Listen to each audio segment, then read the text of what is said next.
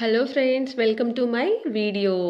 ఇక్కడ చూసిర్రు కదా ఎంతో రుచిగా ఉండే ములక్కాడ మసాలా కర్రీ నేను చేసిన అనమాట ఫస్ట్ టైము.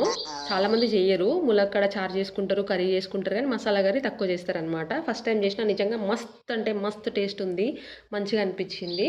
ఆ రోజు తింటే నెక్స్ట్ డే తింటే ఇంకా బాగుంటుందేమో తెలియదు, కానీ ఫ్రిడ్జ్లో పెట్టుకొని తింటే బయట పెడితేనైతే ఖరాబ్ అవుతుంది. అందుకే ఆ రోజు వరకే చేసుకోండి. ఫస్ట్ అయితే మనం మెయిన్ ఇంగ్రీడియంట్ ములక్కాయలు ఉంటాయి కదా, అవి లైట్గా ఉప్పు వేసుకొని పెట్టుకోవాలి, ఉడకబెట్టి పెట్టాలి.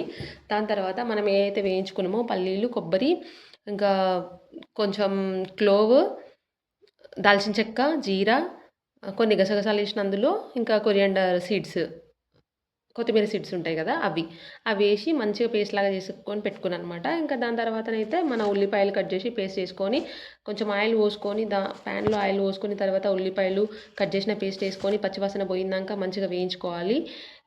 టమాటాలు కూడా పేస్ట్ చేసి పెట్టుకున్నాం కదా, దాన్ని కూడా వేసి పచ్చివాసన పోయిందాక మంచిగా వేయించుకోవాలి. రెండింటిని బాగా కొంచెం మూత పెట్టి ఆయిల్లోనే బాగా వేయించుకోవాలి. వేయించుకున్న తర్వాత ఇంకా మనము దాన్ని ఏమంటారు, అల్లం వెల్లుల్లి పేస్ట్ ఉంటుంది కదా, అది వేసుకోవాలి.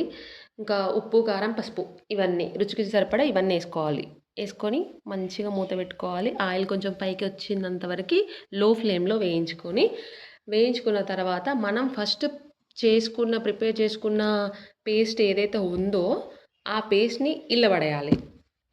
ఇందులో వేసి మంచిగా కొంచెం వాటర్ పోసుకొని దాని కన్సిస్టెన్సీ ఎంత ఉంటుందో అంతవరకు వాటర్ పోసుకొని మీడియం ఫ్లేమ్లో ఉడకనివ్వాలి. మంచిగా ఎక్కువ వాటర్ వేసుకోవద్దు, మొత్తం పలచగా అయిపోతుంది. ఇంకా రుచికి సరిపడా కొరియాండర్ పౌడర్ ఉంటుంది కదా, ధనియా పౌడర్, ఆ ధనియా పౌడర్ వేసుకొని మంచిగా వేయించేసుకొని ఇక్కడ పెట్టినా కదా, ఇదే నేను చాలాసేపు వేయించుకున్నాను అనుకుంటా. ఇంకా పేస్ట్ టైం వచ్చేసింది.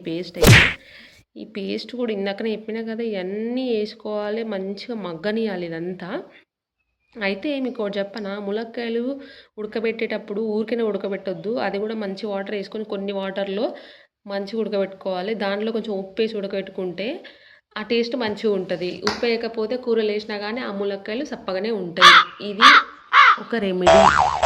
ఇట్లా చేసుకోవాలి. ఇట్లా మంచిగా పైకి వస్తున్నది కదా, ఇట్లా చేసుకున్న తర్వాత ఇందులో మనం ఆల్రెడీ ఉడకబెట్టుకున్న మెయిన్ ఇంగ్రీడియంట్ అయిన ములక్కాయలు వాటర్తో సహా వేసేసిన. ఎందుకంటే ఉడికినా కూడా వాటర్లో ఏదైనా విటమిన్స్ అవన్నీ పడిపోతాయి కదా, దాంట్లో ఉన్న పోషకాలన్నీ అవి ఎక్కడా పోవు, వాటర్తో సహా అందులోనే వచ్చి పడ్డాయి అనమాట.